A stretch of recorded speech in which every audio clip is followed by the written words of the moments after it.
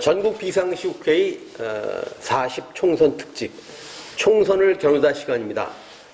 오늘은 용혜인 의원을 만납니다. 안녕하십니까? 네, 안녕하세요. 새진보연합 용혜인입니다. 네, 그렇죠. 오늘은 용혜인 의원보다 그러니까 기본소득당, 열린민주당, 사회민주당이 연합한 거죠? 네, 맞습니다. 새진보연합의 상임대표로 만나뵙는 겁니다. 자, 4.10 총선 한 달 남았습니다. 네. 이번 총선의 의미를 나름대로는 어떻게 규정하십니까? 제가 생각했을 때 이번 총선은 진보적 정권 교체에 교두보를 넣는 선거여야 한다라고 좀 보고 있습니다.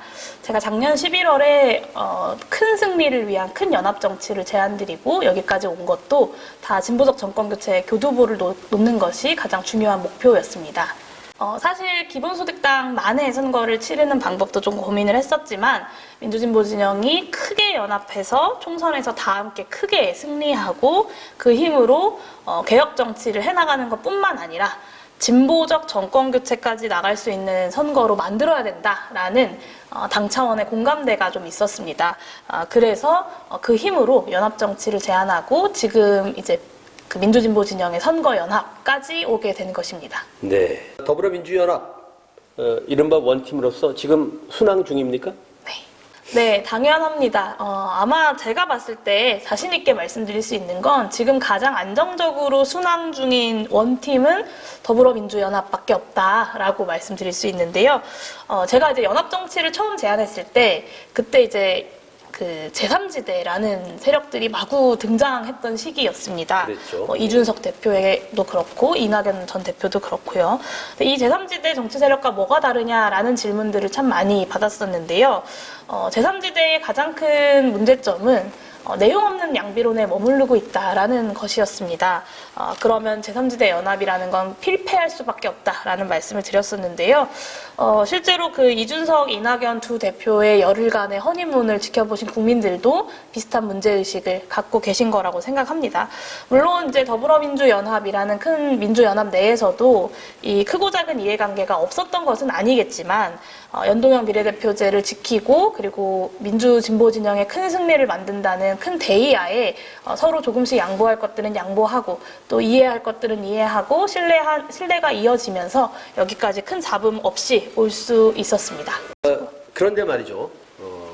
공천 진통의 보수 극우 언론의 편파 보도로 정당 지지도가 엎치락뒤치락입니다. 이번 총선 결과를 어떻게 전망하십니까? 네, 저는 민주진보 진영의 큰 승리 분명히 가능하다라고 생각하고 그 큰 승리를 목표로 선거 때까지 이제 남은 한 달을 열심히 뛰어야겠다라는 각오를 좀 다지고 있는데요. 지금의 정당 지지율 여론조사 구도가 저는 크게 두 가지를 보여준다고 생각합니다. 첫 번째는 무책임한 양비론을 주장해왔던 제3지대가 결국에 국민들의 선택을 받지 못했다. 그리고 두 번째는 큰 틀에서 60% 정도 되는 윤석열 정권에 대한 부정평가가 정권 심판이라는 큰 전선과 구도로 만들어지고 있다라는 것을 확인할 수 있습니다. 불과 올해 초만 하더라도 이 제3지대가 총선 판세를 흔들 수 있다라는 이제 예측들이 많았는데요. 지금은 이 제3지대에 대한 지지율을 찾아보기가 좀 어렵죠. 여당에서는 조용한 공천을 운운했지만 사실 이제 대통령실에서 나온 친윤 인사들과 또 중진 의원들이 물갈이 되지 않고 계속해서 공천을 받다 보니 또 후폭풍이 몰려오는 중이기도 합니다.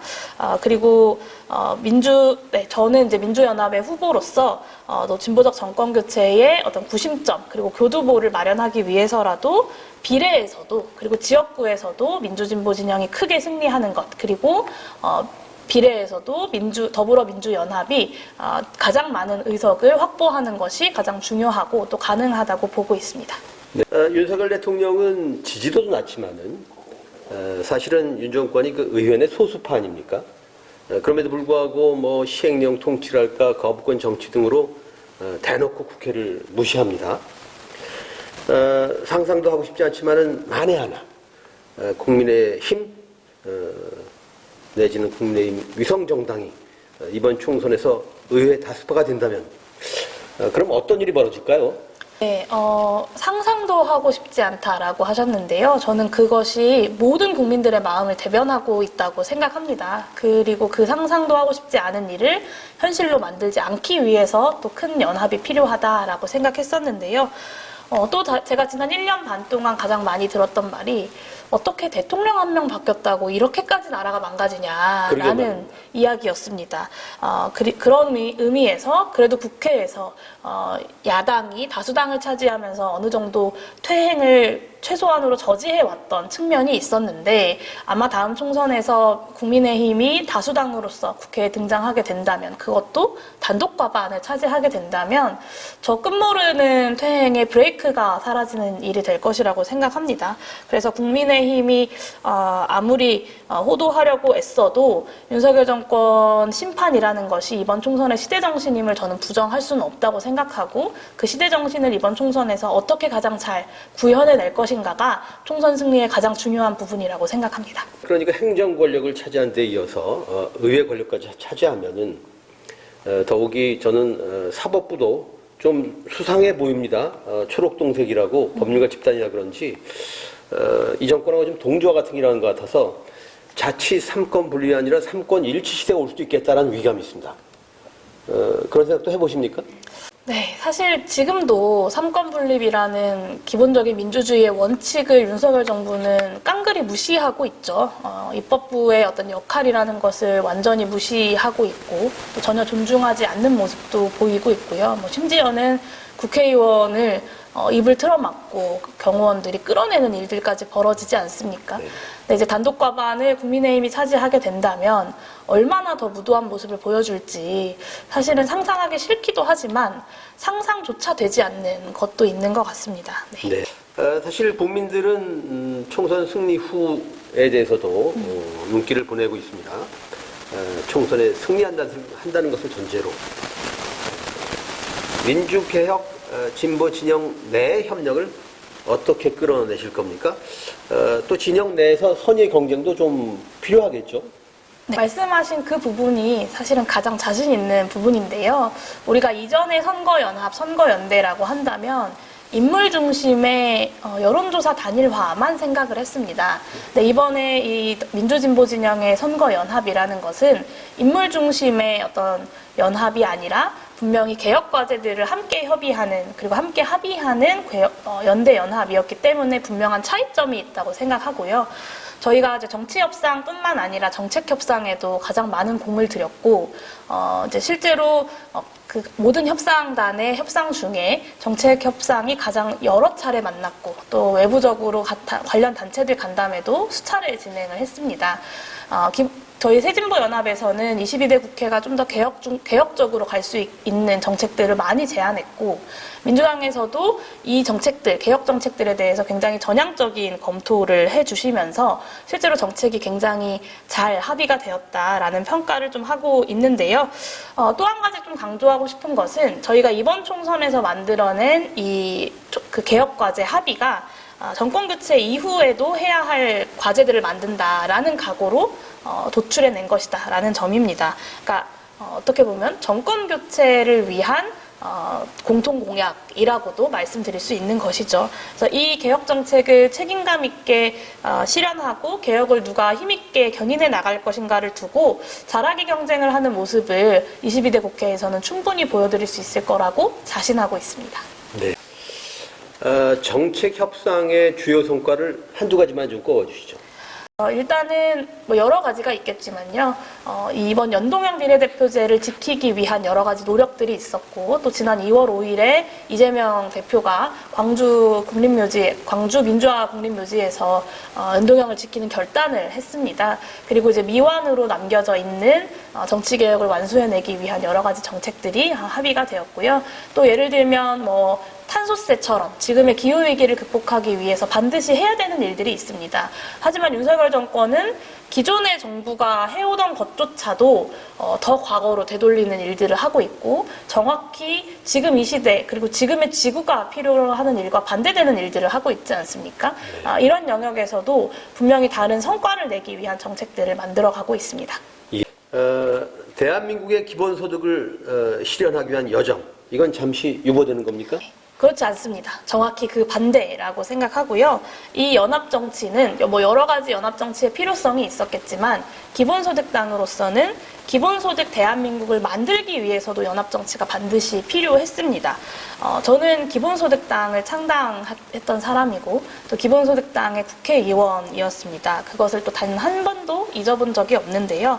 뭐 개혁연합신당 그리고 새진보연합, 더불어민주연합까지 연합정치를 이야기해오고 또 이끌어온 것 역시 이 기본소득을 중심으로 다음 정권 교체가 이루어져야 하고 기본소득을 중심으로 민주진보 진영이 승리해야 한다라는 어떤 사명의식을 갖고 있었기 때문입니다. 그래서 이번 총선 공약에서도 기본소득이 충분히 논의될 수 있도록 저희가 최선을 다했다는 점, 아마 이제 곧 총선 공약이 발표가 될 텐데 기대하셔도 좋다는 점을 말씀드리고요. 지금까지 그래왔던 것처럼 앞으로도 제가 그리고 저희 기본소득당, 지금은 새진보연합이 가야 할 길은 기본소득 대한민국을 이루는 길이다라는 점을 확실히 말씀드리겠습니다. 네.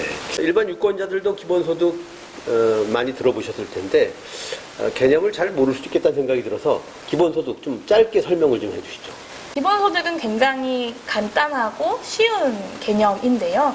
우리 국민이라면 누구에게나 조건 없이 그리고 정기적으로 지급되는 소득입니다. 사실 이제 대한민국, OECD 국가들 중에 선진국으로 발돋움했다고 하는 대한민국에서 여전히 생활고로 인한 생활고 비관한 자살들이 발생하기도 하고요. 또 심지어는 새터민 모자가 아사하는 사건이 발생하기도 합니다.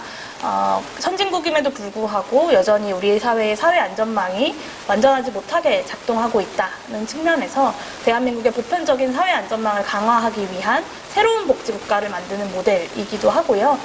또 한 가지는 기후위기와 디지털 전환이라는 복합적인 위기 속에서 대한민국이 어떻게 경제를 살리면서도 기후위기도 극복하고 대한민국의 불평등 위기도 극복할 것인가에 있어서 이 복합적 위기들을 통합적으로 해소할 수 있는 분명한 하나의 국가 성장 전략이다라는 점도 말씀드리겠습니다.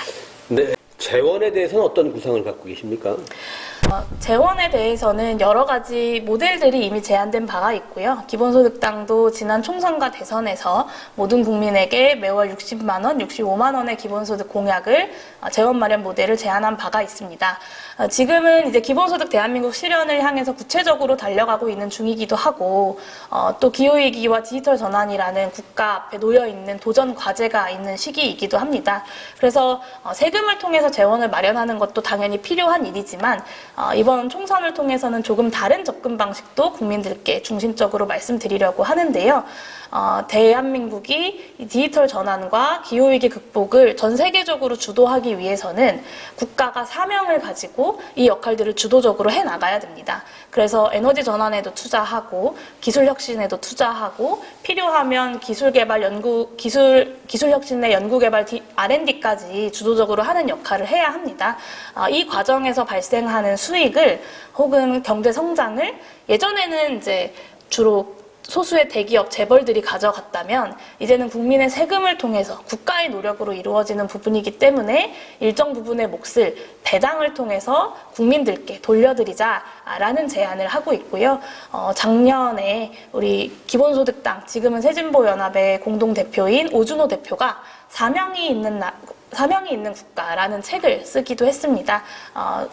좀 자세하게 대한민국 비전에 대해서 저희 기본소득당, 새진보연합이 갖고 있는 비전을 충실히 좀 알리고자 노력을 했고요. 이번 총선을 통해서 조금 더 구체적인 공약으로 말씀드릴 수 있을 것 같습니다. 민주개혁 진보 세력이 이번 총선에서 승리를 거두면, 특히 대승을 거두면 이 기후악당 국가라는 오명도 벗는 겁니까? 네, 기후악당 국가라는 오명을 벗기 위해서라도 민주진보 진영이 반드시 승리해야 한다라고 생각하고요. 특히나 대한민국은 탄소 배출을 많이 하는 산업들을 중심으로 경제가 짜여져 있습니다. 근데 이것이 기후위기 극복이라는 대의 명분도 물론 중요하지만 그리고 현실적인 국민들의 삶을 위협하는 부분이기 때문에 극복해야 되기도 하지만요. 대한민국 경제가 버티기 위해서라도 재생에너지 전환은 반드시 필요합니다. 지난 대선 때 모든 국민들이, 많은 국민들이 알고 있는데 대통령 후보 한 명만 몰랐던 단어가 하나 있습니다. 그랬죠. 네. 아리백이라는 것인데요. 아리백을 달성하지 못하면 대한민국의 수출액이 40%가 줄어든다고 합니다. 근데 대한민국은 수출을 중심으로 먹고 사는 나라잖아요. 이 수출액이 40%가 줄어들면 국민 경제에 얼마나 큰 타격이겠습니까? 결국에는 기후위기를 극복하기 위해서 기후 악당 국가라는 오명을 벗는 것이 대한민국 경제를 유지하기 위한 길이기도 하다라는 점을 말씀드리고 싶습니다. 아리백을 몰랐던 대통령 후보 실명으로 좀 언급해 주시죠. 네, 윤석열. 네, 윤석열 대통령 후보, 지금은 대통령이시죠. 아리백을 몰랐던 후보가 대통령으로 당선이 됐고, 그러다 보니 실제로 재생에너지 전환 부분에서 많은 후퇴가 일어나고 있습니다. 심지어 지금 총선 국면에서는 여당의 당대표라고 할 수 있는 한동훈 비대위원장이 아리백 모르면 어떻냐라는 말도 하지 않습니까? 근데 사실은 모르면 어떠냐가 아니라 모르면 국정 운영에 책임이 있는 정당으로서 알기 위해 노력해야 되고 그 중요한 문제를 해결하기 위한 노력들을 해야 되는데 아리백같이 대한민국의 미래가 걸려있는 문제는 몰라도 된다고 이야기하고 다른 당 공천 문제에나 관심을 가지고 또 낡은 색깔론이나 펼치고 있는 여당 대표의 모습을 보면서 참 대한민국 정치가 국민들의 입장에서 비극의 모습을 보여드리고 있구나라는 생각을 합니다. 네. 대한민국 주권자는 극한 직업입니다. 네. 노무현 대통령, 박근혜 대통령 당시와 견져보면 말이죠. 윤석열 대통령의 탄핵의 조건은 사실 차고도 넘칩니다. 윤석열차의 폭주를 막을 대안으로서 탄핵도 배제하지 않습니까? 물론 이제 선거 과정 중에는 좀 세심하게 접근할 필요도 있겠죠. 하지만 윤석열 정권 이대로는 안 된다라는 것이 국민들의 열망으로 모이고 있다는 점은 저는 그 누구도 부정할 수 없는 사실이라고 생각하고요. 탄핵을 해내기 위해서라도 이번 민주진보 진영의 커다란 승리가 저는 반드시 필요하다고 생각합니다. 예. 제가 용 대표님 블로그에서 봤습니다. 이렇게 쓰셨더군요. 멀리서 보면 이번 비례대표 후보 추천 결정이 아쉬울 수 있지만은 가까이서 보면 더 큰 정당, 더 큰 정치를 위한 결단이었다라고 입장을 밝히셨던데요. 순전히 이 표현의 형식 때문에 연상된 것이 채플린이 한 이야기입니다. 인생은 멀리서 보면 희극이고 가까이서 보면 비극이다. 이 말이 연상되는데요. 이런 시각들이 우리 사회에 좀 있는 것도 사실인 것 같습니다. 한겨레가 그렇게 보도를 했던데 새진보연합이 참여하고 있는 더불어민주연합이 조국 전 장관의 조국 혁신안과 지도 격차가 나지 않는 것과 관련해서 용 대표님의 그 비례대표 후보로 추천된 것도 호감도를 떨어뜨리는 악재로 꼽히고 있다, 이렇게 썼더군요. 그런데 그래서 여쭤보는데 용 대표님이 생각하시는 더 큰 정치, 이 큰 그림을 한번 소개해 주시죠. 연동형을 지켜야 한다라고 이야기했던 진보 언론들조차도 윤석열 대통령과 한동훈 비대위원장의 위성정당에 대해서는 사실 크게 이야기하지 않으면서 민주진보 진영의 비례연합정당이 이뤄냈던 정책연합들은 사실 좀 들여다보지 않고 덮어놓고 위성정당이라는 딱지를 붙이고 있는 것은 좀 굉장히 아쉬운 모습이기도 합니다. 더불어민주연합과 조국혁신당은 사실 경쟁적 협력 그리고 협력적 경쟁의 그림을 만들어낼 것이고요. 국민들이 바래왔던 잘하기 경쟁을 할 수 있는 좋은 협력적 경쟁, 경쟁적 협력의 파트너가 될 것이라고 생각합니다. 그리고 또 저는 민주진보 진영의 큰 연합인 더불어민주연합이 충분히 더 우위를 가지고 있다고도 생각하고요. 하지만 그보다 더 중요한 건 민주대연합을 지켜내고 민주진보 진영의 큰 승리를 만들어내는 것이라고 생각하고요. 그것으로 비춰봤을 때 저의 비례대표 출마가 연합의 정신과 취지를 지켜내기 위해서라는 점을 말씀드리고 있는 것입니다. 사실 저는 지역구 출마를 좀 많이 고민을 했었고 여러 차례 언론 보도를 통해서 여론조사를 통해서 제 경쟁력을 확인하는 과정을 거쳤다는 것도 많은 분들이 알고 계실 겁니다.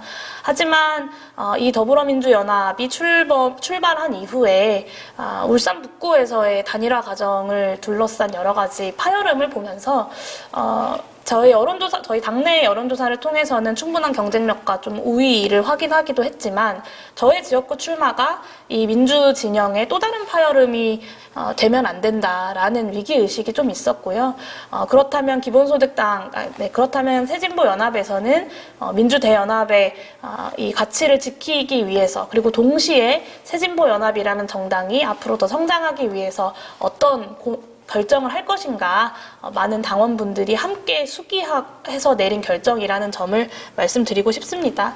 저 역시 지역구 도전을 고민하지 않았던 것 아니고 그럼에도 불구하고 민주대연합의 큰 승리를 위한 방안 동시에 새진보연합이 함께 승리할 수 있는 방안을 고민한 결과다라는 점을 많은 국민들께 꼭 말씀드리고 싶습니다. 21대 국회의 비례연합정당의 성과에 대해서는 좀 회의적인 시선도 있는 것 같습니다. 22대 국회에서 그런 전철을 답습하지 않고 나름의 성과를 내실 수 있겠습니까? 네, 이제 21대 국회에서 소수정당의 필요성을 증명해내는 것이 21대 국회에서의 저의 소명이라고 생각했습니다. 그래서 저와 저희 보좌진들도 그리고 저희 당에서도 정말 열과 성을 다해서 4년 동안 좋은 의정활동 보이기 위해서 노력해왔고요. 이 저의 출마에 대한 여러 가지 평가들과는 별개로 그래도 일 잘하는 국회의원 그리고 능력 있고 소신 있는 정당으로서 많은 국민들께 어느 정도 인정받고 있다고 자신합니다. 그 결과와 노력들 그리고 국민 여러분들이 그 진심을 알아봐 주시는 시간들이 있었기 때문에 이번 총선에서도 연동형 비례대표제를 지켜낼 수 있었다라고 생각하고요. 22대 국회에서도 이런 민주당을 더 개혁적으로 견인해낼 수 있는 정당 그리고 대한민국의 미래 비전에 대해서 당당하게 이야기할 수 있는 정당 이런 정당이 필요하다라는 것을 저희 새진보연합이 분명히 좋은 의정활동으로 증명해내 보이겠습니다. 네.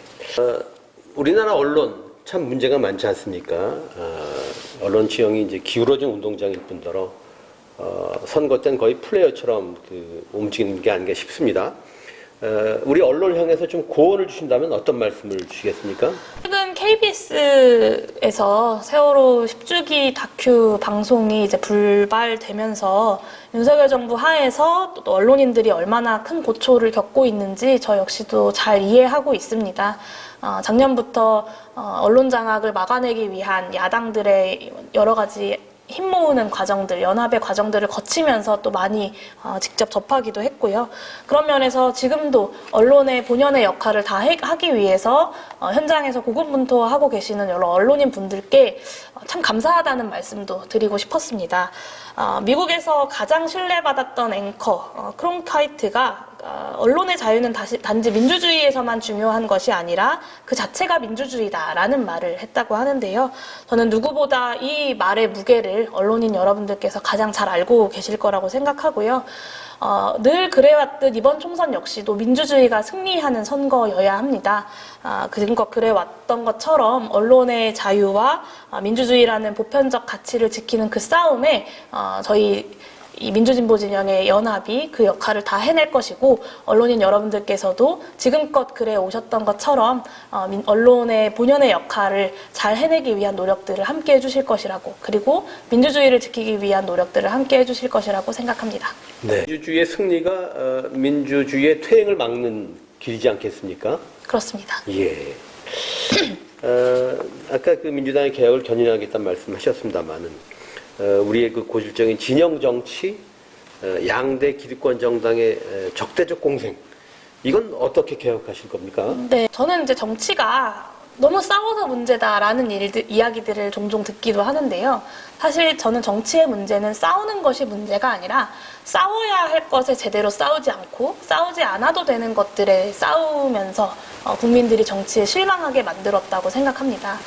분명히 대한민국의 미래 비전을 두고 싸워야 할 때는 분명히 싸우고 그 내용들을 가지고 국민들을 설득해냄으로써 선거를 통해서 승인받고 그것들을 책임 있게 집행해 나가고 평가받는 과정들이 저는 정치에서 가장 중요하다라고 생각하고요.